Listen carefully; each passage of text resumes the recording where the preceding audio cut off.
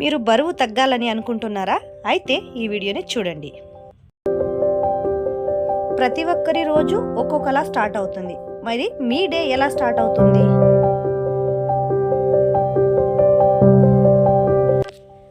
Hi అండి, నమస్తే. నేను వేద. వెల్కమ్ టు ఎంత అందమైన జీవితం. ప్రపంచవ్యాప్తంగా నీళ్ల తర్వాత ప్రతి ఒక్కరికి రోజు అనేది టీతో స్టార్ట్ అవుతుంది.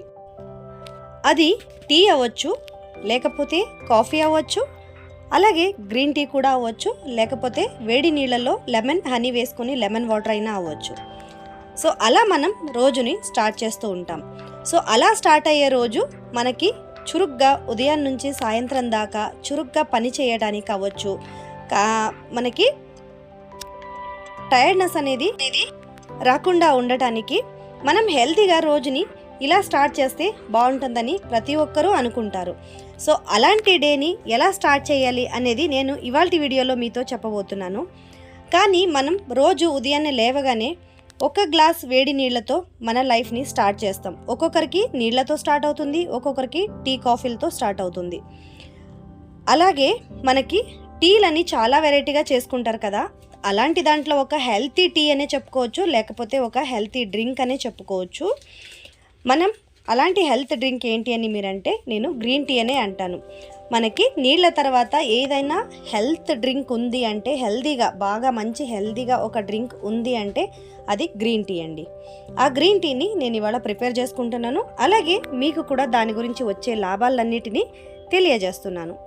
సో ఇక్కడ గ్రీన్ టీని నేను చేసుకోవడానికి నీళ్ళని మరిగిస్తున్నానండి.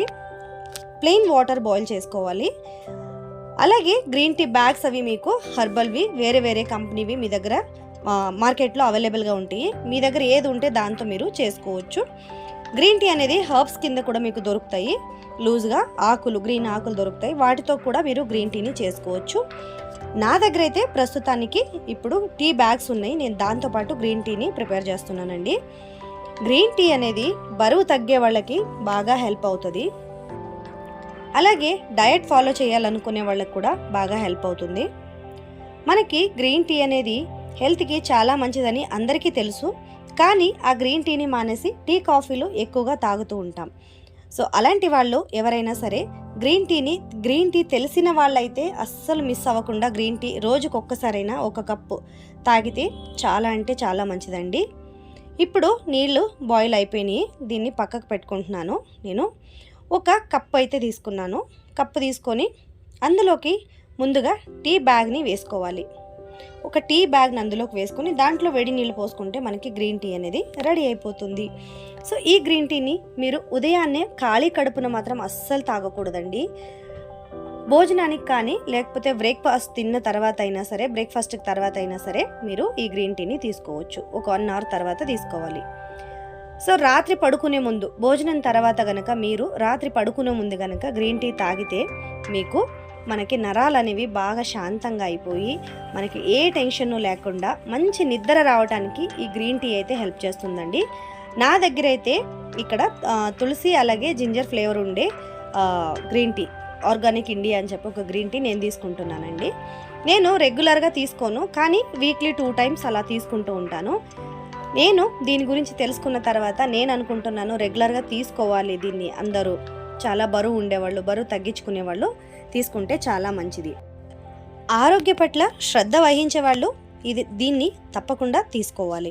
అలాగే మనకి డెంటల్ ప్రాబ్లం ఏమైనా ఉన్నట్లయితే, ఒకవేళ నోటి స్మెల్ వస్తుంది అనుకుంటే, నోటి దుర్వాసన వచ్చే వాళ్ళు కానివ్వండి, అలాగే పిప్పన్ను ఉండేవాళ్ళు కానివ్వండి, అంటే క్యావిటీస్ ఉండేవాళ్ళు కానివ్వండి, ఈ గ్రీన్ టీని తీసుకుంటే మీకు ఆ సమస్యలు ఏవి లేకుండా దూరం అవుతాయి.